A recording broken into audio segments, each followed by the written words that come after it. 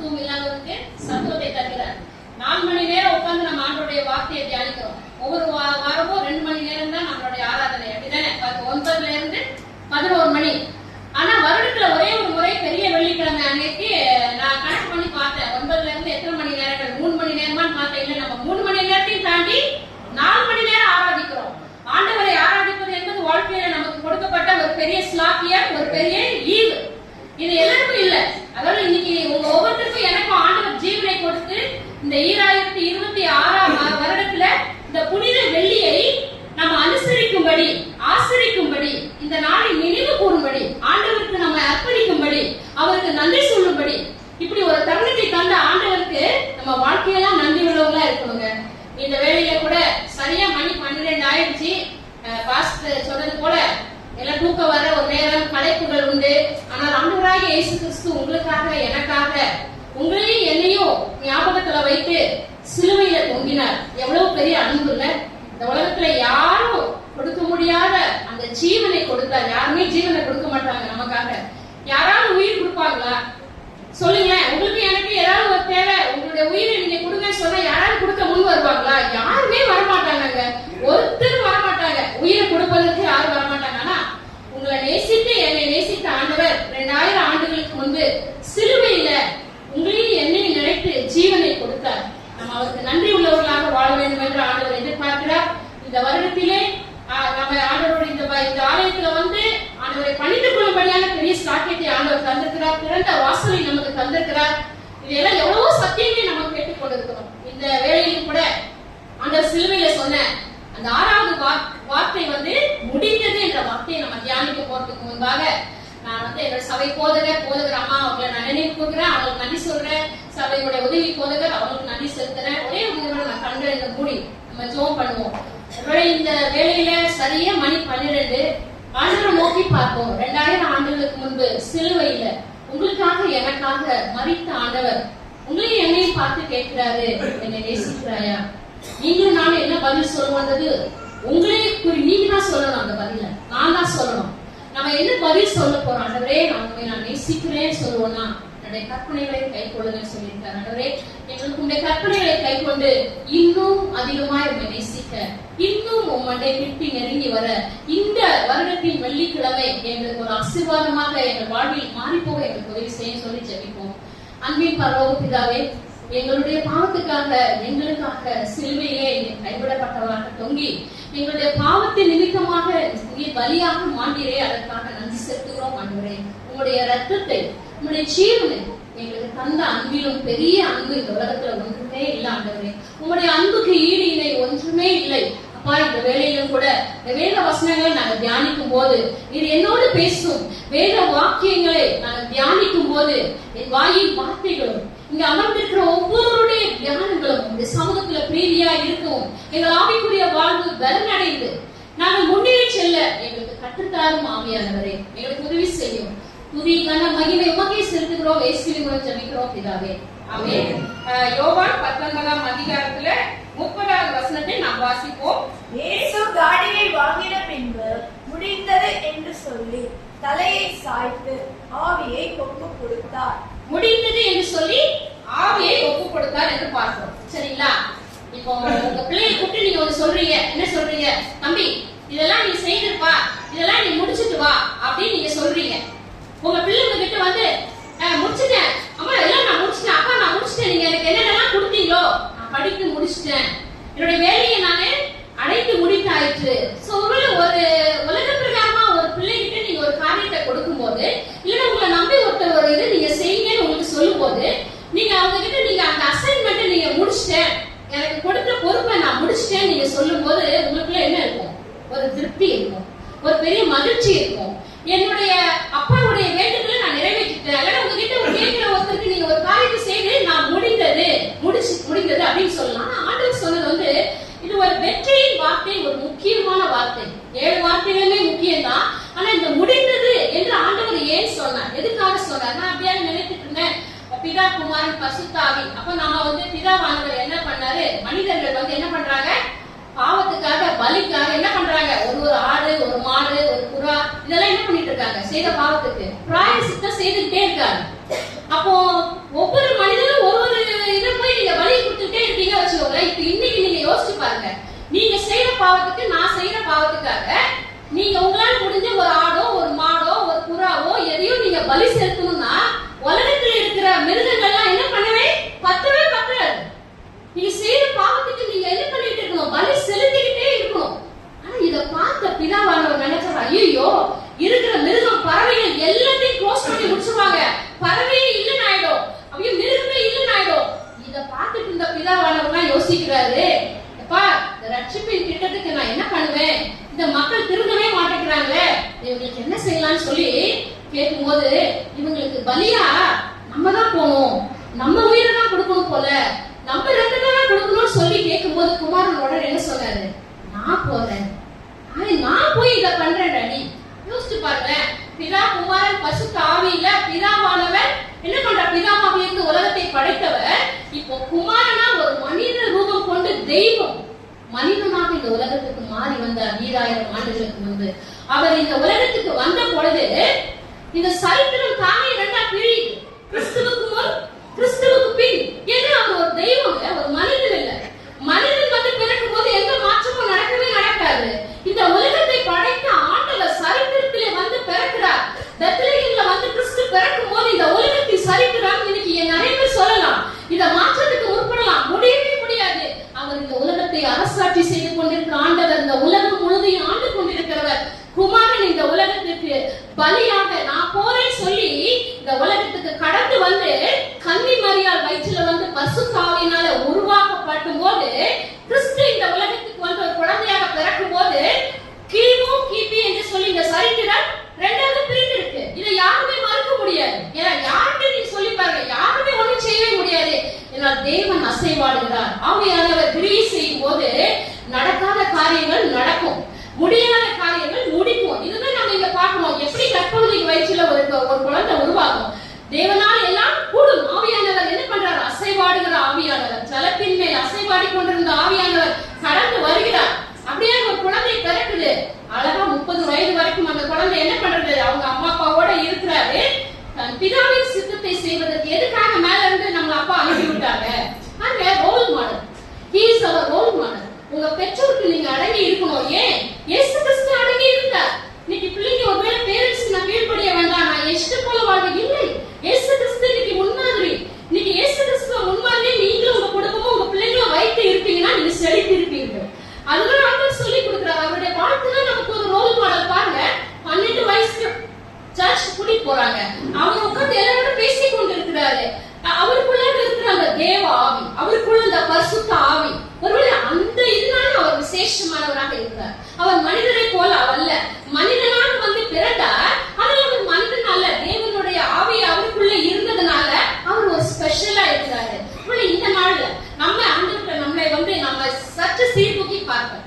தேவன் வந்து முடிந்தது என்ற வார்த்தையை வந்து அழகா வீடு முழக்கமிட்டு சொன்னது 3 காரியங்களை வந்து அவர் முடிந்தது என்று சொன்னார். அதாவது ஆதியாகமம் 3ஆம் அதிகாரம் 15வது வசனத்துல நமக்கு வந்து முதல் தீர்க்க தரிசனமாக சொல்லப்படுது. பாவம் இந்த உலகத்துல வந்த பொழுது அங்கேயே ஆண்டவர் முதல்ல ஸ்டார்ட் பண்ணிட்டாரு. என்ன 3:15 நம்ம வாசிக்கிறோம்.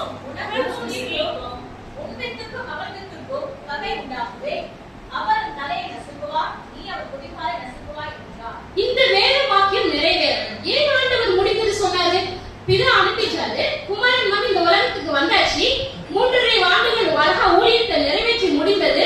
இப்பொழுது சிலுவையிலே மீட்பின் பணி, ரட்சிப்பின் பணி முடிந்தது. அதை சொல்வதற்கு முன்னால 3 காரியங்களுக்காக நான் முடிந்தது என்று சொல்றாரு. பழைய பாட்டு வேத வாக்கியங்கள், தீர்க்க தரிசனங்கள் நிறைவேறி முடிந்தது. உங்களையும் என்னையும் குறித்து தேவன் இந்த உலகத்துல ஒரு திட்டம் வச்சிருப்பாரு. அதை நீங்களும் நானும் செய்து முடிக்கணும். செய்து முடிந்தது சொல்ல முடியுமா? முடிந்தது என்று சொல்ற ஆண்டவர் உங்களை பார்த்து கேட்கிறாரு. ஆண்டவர் என்னை குறித்து வைத்திருக்கிறத நான் செய்து முடிக்க நீங்க சொல்ல முடியுமா? சிலுவையில எவ்வளவு பாடுகள், எவ்வளவு கஷ்டங்கள், சகிக்க முடியாத பாடுகளை உங்களுக்காக எனக்காக ஆண்டவர் வந்து சகித்த ஆண்டவர் வேத வாக்கியம் நிறைவேறவே நான் வாழ்க்கையில வாழ்ந்தாருங்க. பிதாவி சித்தம் என்ன, நான் எப்படி வாழணும், நான் என்ன செய்யணும், எப்பவுமே அவர் மைண்ட்ல இருந்தது என்ன? என்னை இந்த உலகத்துக்கு உலகத்துக்கு அனுப்பின பிதா என்ன செய்யணும்னு வச்சிருக்கிறார், அதை நான் செய்து முடிக்கணும். மத்தேயு 5:17 வாசிப்போம். மத்தேயு 5:17. நியாயப்பிரமாணத்தை ஆனாலும் தரிசனங்களை ஆனாலும் அழிப்பதற்கு வந்தேன் என்று எண்ணிக் கொள்ளாதீர்கள். அழிப்பதற்கு அல்ல நிறைவேற்றுவதற்காக வந்தேன். அழிப்பதற்கல்ல நிறைவேற்றுவதற்காக ஆண்டவர் வந்தார். முதல் முடிந்தது என்று எதை சொன்னாரு? பழைய ஏற்பாட்டில் சொல்லப்பட்ட வேத வாக்கியங்கள் எல்லா தீர்க்க தரிசனங்களும் நிறைவேற்றி முடிந்தது. இயேசு கிறிஸ்துவுக்காக ஆதியாகமத்திலிருந்து மல்கியா வரைக்கும் சொல்லப்பட்ட ஒவ்வொரு வேத வாக்கியம் நிறைவேற முடிந்தது சொன்னார். வேத வாக்கியம் நிறைவேறுவதற்காக காரணமாயிருக்கிறது எல்லாமே only God's will. எல்லாமே என் வாழ்க்கையில God's will தான். இன்னைக்கு சிலுவையில இருந்து சொன்ன முடிந்தது சொன்ன ஆண்டவர் போய் என்னையும் பார்த்து ஒரே வார்த்தை கேட்கிறாரு, நீங்களும் பிதாவின் சித்தத்தை செய்வதற்கு செய்து முடிந்ததுன்னு சொல்ல முடியுமா? முடிச்சே சொல்ல முடியுமா? அந்த தைரியம் உங்களுக்கு இருக்கா? ஆண்டவர் நம்மளை பார்த்து ஒரு கேள்வி கேட்கிறார். ஆண்டவரே, எங்களுக்கும் இந்த சித்தத்தை செய்ய எங்களை குறித்து நீங்க வைத்திருக்கிற எல்லாத்தையும் நாங்க செய்ய எங்களுக்கு பலன் தாங்க. இரண்டாவதாக, பழைய பாட்டுல மனிதர்கள் செய்த ஒவ்வொரு பாவத்துக்காக பலி செலுத்தப்பட்டு வந்தது. எபிரேயர் 9:22 பார்க்கும்போது பலி செலுத்தப்படுகிறது. நியாயப்பிரமாணத்தின்படி கொஞ்சம் குறைய எல்லா ரத்தத்தினாலே சுத்திகரிக்கப்படும். ரத்தம் சிந்துதல் இல்லாமல் மன்னிப்பு உண்டாகாது. அப்போ நம்ம செய்யற ஒவ்வொரு பாவத்துக்கும் ரத்தம் சிந்துதல் இல்லாமல் பாவ மன்னிப்பு கிடையாது. அப்ப இந்த ரத்தம் சிந்துதல் ஒவ்வொருத்தரும் என்ன பண்ணாங்க, ஒரு அவங்களுடைய ஃபேமிலிக்கு ஏத்த மாதிரி ஆடு மாடு எல்லாத்தையும் பலி செலுத்தினாங்க. இதெல்லாம் இல்லாம ஆண்டவர் உங்களுக்காக எனக்காக பலி செலுத்தினது முடிந்தது. இதோட பலி செலுத்த வேண்டாம். யோசிச்சு பாருங்களேன், இன்னைக்கு நாம செலுத்தப்பட வேண்டிய அந்த இடத்துல ஆண்டவர் அப்படியே பலியா அவருடைய சொட்டு சொட்டு ரத்தத்தை சிந்தினார். எதற்காக? உங்களுக்காக எனக்காக. பழைய பாட்டு காலங்களிலே செலுத்தப்பட்ட பலியானது செலுத்தப்பட்டு முடிந்தது. இனிமே என் மரணத்துக்கு பிறகு நீங்க யாருமே என்ன பண்ண வேண்டாம், பலி செலுத்த வேண்டாம். அப்போ இன்னைக்கு நம்ம யோசிப்போம். எபிரேயர் 10:10 பாருங்க, அவருடைய ரத்தத்தினால நம்ம என்ன பண்ணப்படுறோம்? இயேசு கிறிஸ்துவினுடைய சரீரம் ஒரே தரம் பலியிடப்பட்டதினாலே அந்த சித்தத்தின்படி நாம் பரிசுத்தமாக்கப்பட்டிருக்கிறோம். எவ்வளவு சூப்பரா பண்றாங்களே. இந்த பலி செலுத்துறதுல அவருடைய ரத்தத்தினால நம்ம என்ன பண்ணப்பட்டிருக்கோம்? பரிசுத்தமாக்கப்பட்டோங்க. எவ்வளவு பெரிய ஸ்லாக்கியம். நீங்க புனித யாத்திரை போக வேண்டாம். நீங்க உங்க பாவம் தீர்வதற்கு நீங்க எங்கெங்கயோ நீங்க என்ன பண்ண வேண்டாம், காசிக்கு போக வேண்டாம். நீங்க போய் என்ன பண்ண வேண்டாம், கங்கையில போய் குளிக்கணும்னு அவசியமே இல்லைங்க. இயேசு கிறிஸ்துவின் ரத்தம் என்ன பண்ணுது? உங்களை இனி பரிசுத்தமாக்குது. இருக்கிற இடத்துல இருந்து இயேசுவே இந்த ரத்தத்தினால கழுவும் என்று நீங்க சொல்லும் போது அவருடைய ரத்தம் சகல பாவங்களையும் நீக்கி நம்மை சுத்திகரிக்கிறது என்று பார்க்கிறோம். எவ்வளவு பெரிய ஸ்லாக்கியத்தை இயேசு செய்திருக்காரு பாருங்க. இன்னைக்கு புனித யாத்திரைக்கு எவ்வளவு பேர் போறாங்க. எங்கெங்கயோ போய் என் பாவம் தொலைப்பதற்காக மொட்டை அடிச்சுட்டா எனக்கு எல்லாம் பாவம் போயிடுமா? நான் அப்படி ஒரு பக்தியோடு நிறைந்த ஒரு தேசத்துல வாழ்ந்து கொண்டிருக்கிறோம். பிரியமானவர்களே, ஆனால் ஆண்டவர் பலி செலுத்தி முடிந்தது, நீங்க பலி செலுத்த வேண்டாம் அப்படின்னு இன்னைக்கு உங்களையும் என்னையும் அழைக்கிறாரு. சோ இந்த பெரிய ஸ்லாக்கியத்துக்கு நம்ம ஆண்டவருக்கு நன்றி சொல்லணும். ஆண்டவரே, நீங்க பலியா மாண்டு எனக்கு பரிசுத்தத்தை தந்ததுக்காக உங்களுக்கு நன்றி ஆண்டவரே. மூன்றாவது பாயிண்ட், பழைய ஏற்பாட்டில் பாவத்திற்காக பரிகாரம், பாவம் சாபம் இது எல்லாம் முடிஞ்சிச்சு. இன்னைக்கு என்ன சொல்றாங்க, நீங்க பரிகாரம் செய்யணும். உங்க குடும்பத்துல இவ்வளவு சாபம் இருக்கு, உங்க குடும்பத்துல இவ்வளவு பாவம் இருக்கு, உன் ஜென்மத்துல நீ செய்த பாவம் இருக்கு, ஒண்ணு எல்லாம் இயேசு கிறிஸ்து சிலுவையிலே பரிகரித்து விட்டார். நானே உன் பரிகாரியாகிய கர்த்தர். அப்ப பாருங்க, வேற திட்டமும் தெளிவா சொல்லுது. ஆண்டவர் எனக்கு பரிகாரம் செலுத்திட்டாரு. 1 யோவான் 2:2 வாசிப்போம். 1 யோவான் 2:2. நம்முடைய பாவங்களை நிவர்த்தி செய்கிற கிருபாதார பலி அவரே. நம்முடைய பாவங்களை மாத்திரமல்ல, சர்வலோகத்தின் பாவங்களையும் நிவர்த்தி செய்கிற பலியாய் இருக்கிறார். பாருங்க, பாவத்தை நிவர்த்தி செய்கிற கிருபாதார பலி. பாவ நிவர்த்தி சொல்லும்போது அந்த பாவம் எல்லாம் என்ன பண்ணப்படுது, மன்னிக்கப்பட்டுருச்சு. அவ்வளவுதான், க்ளோஸ். பாவத்தினுடைய சாப்டர் க்ளோஸ் பண்ணிட்டார் ஆண்டவர். சிலுவையிலே ஆண்டவர் மரித்து அவருடைய ரத்தத்தை சிந்தினதுனால பாவ நிவர்த்தி இன்னைக்கு உண்டாயிருக்குது. அப்ப இன்னைக்கு இந்த பாவ நிவர்த்தி செய்வதற்காக இன்னைக்கு என்ன பண்றாங்க, இந்த பூசாரிட்ட போனா பாவ நிவர்த்தி அடைவாங்க, இந்த பூசாரி இதெல்லாம் சொல்றாரு, இதெல்லாம் வாங்கிக்குவான்றாரு. இன்னைக்கு எவ்வளவு அறியாமையில ஜனங்கள் இருக்காங்க.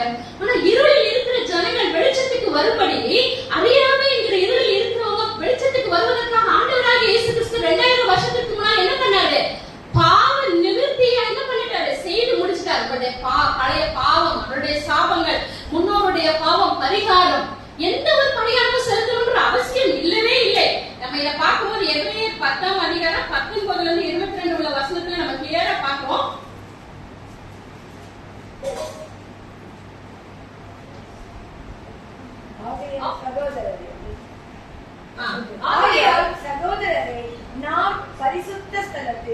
பிரவேசிப்பதற்கு இயேசுவானவர் தமது மாம்சமாகிய திரையின் வழியாய் புதிதும் ஜீவனுமான மார்க்கத்தை நமக்கு உண்டு பண்ணினபடியால் அந்த மார்க்கத்தின் வழியாய் பிரவேசிப்பதற்கு அவருடைய இரத்தத்தினாலே நமக்கு தைரியம் உண்டாயிருக்கிறபடியினாலும் தேவனுடைய வீட்டின் மேல் அதிகாரியான மகா ஆசாரியர் நமக்கு ஒருவர் இருக்கிறபடியினாலும் துர்மனசாட்சி நீங்க தெளிக்கப்பட்ட இருதயம் உள்ளவர்களாயும் சுத்த ஜலத்தால் கழுவப்பட்ட சரீரம் உள்ளவர்களாயும் உண்மையும் உள்ள இருதயத்தோடும் விசுவாசத்தின் பூரண நிச்சயத்தோடு சேர்க்கடவும். 19வது வசனத்துல நாம் பரிசுத்த ஸ்தலத்தில் பிரவேசிப்பதற்கு இயேசுவானவர் தமது மாம்சமாகிய திரையின் வழியாய் புதிதும் ஜீவனுமான மார்க்கத்தை நமக்கு உண்டு பண்ணினபடியால். அங்க எவ்வளவு ஒரு பெரிய ஸ்லாக்கியம். பரிசுத்த ஸ்தலத்துக்குள்ள ஆசாரியர்கள் ஒண்டிதான் போக முடியும். மகா பிரதான ஆசாரியர் வருஷத்துக்கு ஒருவர் தான் போவாரு, தன்னுடைய பாவத்துக்காக, ஜனங்களுடைய பாவங்களுக்காக. இன்னைக்கு சர்வ உலகத்தின் பாவம் முழுவதற்காக ஆண்டவர் திருவாதார பலியாக சிலுவையிலே இயேசு கிறிஸ்து என்ன பண்ணாரு? பலியானாரு. எவ்வளவு பெரிய ஒரு ஸ்லாக்கியம் இன்னைக்கு உங்களுக்கு எனக்கு கிடைச்சிருக்கு பாருங்க. நாம் பரிசுத்த ஸ்தலத்தில் பிரவேசிப்பதற்கு இயேசுவானவர் தமது மாம்சமாகிய திரையின் வழியாக, அவருடைய மாம்சம் திரை அப்படியே கிழிக்கப்பட்டதுங்க. சரீரம் முழுவதும் அப்படியே ஆண்டவர் என்ன பண்ணார்? உங்களுக்காக எனக்காக என்ன பண்ணப்பட்டாரு? கிழிக்கப்பட்டார். புதிதும் ஜீவனுமான மார்க்கத்தை நமக்கு உண்டு பண்ணினபடியார். இவ்வளவு பெரிய மார்க்கம். கிறிஸ்டியானிட்டி இஸ் நாட் அ மதம். நீங்க நினைச்சுக்காதீங்க கிறிஸ்தவம் இந்து மதம் முஸ்லிம் மதம் மாதிரி மதம் கிடையாது. இது இஸ் அ மார்க்கம். நீங்களும் நானும் நடக்க வேண்டிய ஒரு வழி, ஒரு பாதை ஆண்டவர் உருவாக்கிட்டார். அவருடைய மரணத்தினால புதிதும் ஜீவனுமான ஒரு மார்க்கத்தை உண்டு பண்ணியிருக்கிறாரு. இந்த மார்க்கத்துக்குள்ளாக நடப்பதற்கு நமக்கு மனம் உண்டா? டெய்லியும் நடக்கும். எவ்ரிடே எல்லா நாளும் நடக்கணும். நீங்க உட்காரும் போதும், எழுதும் போதும், படுக்கும் போதும் அவருடைய வசனத்தை சொல்லுங்க. இந்த உலகத்தை ஆண்டவர் உங்களோடு கூட இருக்கிறார். உலகத்தின் முடிவு பரியந்தமும் சகல நாட்களிலும் நான் உங்களுடனே இருக்கிறேன் என்று இயேசு கிறிஸ்து உயிரோடு எழுந்து உங்களுக்கு எனக்கு தான் அந்த வசனத்தை தந்திருக்கிறாரு. அதை சொல்லுங்க. அப்போ உங்க வாழ்க்கையில வருகிற எல்லாத்தையும் நீங்க ஃபேஸ் பண்ண முடியும். எவ்வளவு கஷ்டங்கள் நிறைந்த வாழ்க்கை தான். வாழ்க்கை என்பது ஒரு பெட் ஆஃப் ரோசஸ் கிடையவே கிடையாது. பாடுகள், கஷ்டங்கள். கிறிஸ்து இந்த உலகத்துல இருந்து ஃபேஸ் பண்ண மாதிரி யோவான் 16:33 சொல்லப்பட்டிருக்கு. உலகத்திலே உங்களுக்கு உபத்திரவம் உண்டு, ஆனாலும் திடற்கொள்ளுங்கள், நான் உலகத்தை ஜெயித்தேன் சொல்லி கொடுத்துட்டு போயிருக்கிறாங்க. உங்களுக்கு ஒரு வழி முடிந்ததுன்னு சொன்ன ஆண்டவர் புதிதும் ஜீவனமான ஒரு மாற்றத்தை உண்டு பண்ணிட்டாரு. இதெல்லாம் முடிஞ்சிருச்சு. பழைய ஏற்பாட்டு வேத வாக்கியங்களை நான் நிறைவேற்றி முடித்தேன். பலி செலுத்தப்பட்டு முடிந்தது. நீங்க பலி செலுத்த வேண்டாம். பரிகாரம் முடிஞ்சிருச்சு. So new way God has opened for you and me. அந்த புது வழியில செல்வதற்கு நாம் ஆயத்தமா? அவரோடு செல்வதற்கு யாருமே கூட வரமாட்டாங்க. எல்லாரும் பாதியில விட்டுட்டு போயிடுவாங்க. வாழ்க்கையில உங்க ஃப்ரெண்ட்ஷிப் ஒரு காலத்துல விட்டுட்டு போயிடும். ஃபேமிலியில ஒருவேளை நீங்க உங்க பிள்ளையை நம்பி இருக்கலாம், பிள்ளை உங்களை விட்டுட்டு போயிடலாம். ஒருவேளை என்னோட கணவர் என்னோட வருவார், இல்லை கணவருடைய அன்பு கரைந்து போகும், மனைவியின் அன்பு மறைந்து போகும், பிள்ளையின் அன்பு பிரிந்து போகும். ஒரு காலம் மாறாத அன்பு இயேசுவின் அன்பு தாங்க. எவர் லாஸ்டிங் லவ். நம்ம வாழ்க்கை முழுவதும் ஆண்டவர் நம்மளோடு கூட பயணப்பட்டு வருவார். முடிந்தது என்று சொன்ன ஆண்டவர் ஒரு புதிய துவக்கத்தை நமக்காக துவங்கி இருக்கிறார். அந்த துவக்கத்துல அவரோடு கூட நீங்க நடப்பீங்கன்னா சந்தோஷமாக நம்ம வாழ்க்கையை நம்ம கடந்து செல்ல முடியும். வருகிற காரியங்களை அவர் உங்களுக்காக ஃபேஸ் பண்ணுவார். நீங்க எதிர்கொள்ள வேண்டிய காரியங்களை நீங்க பண்ண வேண்டாம். அவர் உங்களோட இருப்பதனால உங்களுக்கு முன்னால போய் அவர் உங்களுக்காக யாவை செய்து முடிப்பார். அந்த விசுவாசத்தோடு நம்ம செல்வோம். சரி, நம்ம நினைக்கலாம் ஒருவேளை இது முடியுமா? இதெல்லாம் எப்படி முடியும்? ஒரு மனிதர் செய்த வேதாகமத்துல 2 தீமோத்தேயு 4:7 அந்த கடைசி வசனத்தை நம்ம வாசித்து முடிக்க போகிறோம். அவர் அழகா சொல்றாரு பாருங்க. நல்ல போராட்டத்தை போராடினேன், ஓட்டத்தை முடித்தேன், விசுவாசத்தை காத்துக்கொண்டேன். பாருங்க, அவர் நம்மளுக்குள்ள ஒரு ஹியூமன் பீயிங் தான். இயேசு கிறிஸ்து ஒருவேளை அவர் தெய்வீகம் நிறைந்தவர். அவரோட நம்ம கம்பேர் பண்ண முடியவே முடியாது. ஆனா அப்போஸ்தலனாகிய பவுலோட நம்ம கம்பேர் பண்ண முடியும்ல. ஏன் அவர் சொன்னார் பாருங்க, நல்ல போராட்டத்தை போராடினேன், ஓட்டத்தை முடித்தேன், விசுவாசத்தை காத்துக்கொண்டேன். இந்த வீர முழக்கத்தை நீங்க நான் சொல்ல முடியுமா? முடியும். எப்போ? ஆண்டவரோடு நாம் வாழும்போது. ஆண்டவர் என்னோடு இருக்கிறார் என்ற நம்பிக்கையோடு நீங்க அதை எடுத்து வைங்க. ஆண்டவர் உங்களோடு இருக்கிறார், எல்லாத்தையும் செய்வார் என்ற நம்பிக்கையோடு செல்லுங்க. கண்டிப்பா ஆண்டவர் உதவி செய்வார். ஒருவேளை இந்த நாள்ல ஆண்டவர் உங்களை என்னையும் பார்த்து கேட்கிற ஒரே ஒரு கேள்வி, 2000 வருஷத்துக்கு முன்பாக சிலுவையில என் பிதாவின் சித்தத்தை நிறைவேற்றுவதற்கு நான் கடந்து வந்தேன். இந்த உலகத்துல நீங்க எல்லாம் என்னுடைய சித்தத்தை நிறைவேற்றுவதற்கு நான் செய்து முடித்தேன், விசுவாசத்தை காத்துக்கொண்டேன், நீதியின் பீடம் எனக்காக வைக்கப்பட்டிருக்கிறது என்று சொல்லி உங்க குடும்பத்துல உங்களை வைத்து ஆண்ட செய்ய வேண்டிய காரியங்களை செய்து முடிப்பதற்கு நீங்கள் ஆயத்தமா? ஒருவேளை இந்த சமுதாயம் இன்னைக்கு கிறிஸ்து இல்லாம அழிந்து கொண்டிருக்கிற சமுதாயத்தில் நீங்களும் நானும் கலங்கரை விளக்காக செயல்பட்டு கிறிஸ்து உயிரோடு இருக்கிறார், அவர்களுக்கு வாருங்கள் என்று நம்மளுடைய வாழ்க்கை இன்னைக்கு அவர்களை கட்டி எழுப்பி அவர்களுக்கு வழி சொல்லக்கூடிய ஒரு வழிகாட்டி கம்பமாக மாறுவதற்கு நாம் ஆயத்தமா? ஆண்டவர் இன்னைக்கு வைத்திருக்கிற நம்மளுடைய சபையில நம்மளுடைய காரியங்களில நாம் என்ன செய்து கொண்டிருக்கிறோம்? முடிந்தது என்று சொன்ன ஆண்டவர் ஒரு புதிய மார்க்கத்தை எங்களுக்காக எனக்காக ஓபன் பண்ணி வைத்திருக்கிறாரு. அந்த மார்க்கத்தில் நடப்பதற்கு, அவரோடு நடப்பதற்கு, அவருக்காக நடப்பதற்கு நீங்களும் நானும் ஆயத்தமா? நம்மை அர்ப்பணிப்போம். ஆண்டவரே, இந்த 2026ஆம் ஆண்டு பெரிய வெள்ளிக்கிழமை இல்ல, என் பலத்தினாலும் அல்ல, என் பராக்கிரமத்தினாலும் அல்ல, உங்களுடைய ஆவியினால் ஆகும் என்று சொன்ன ஆண்டவரே, அந்த ஆவியினாலே உங்க வழியில நடப்பதற்கு, உங்க வார்த்தையை காத்து நடப்பதற்கு எனக்கு பலன் தாரும், எனக்கு உதவி செய்யும் என்று சொல்லி நாமே அர்ப்பணிப்போம். தேவன் தாமே இந்த வசனத்தை நித்திய ஜீவனுக்கு என்று ஆசீர்வதித்து தருவாராக. ஆமென்.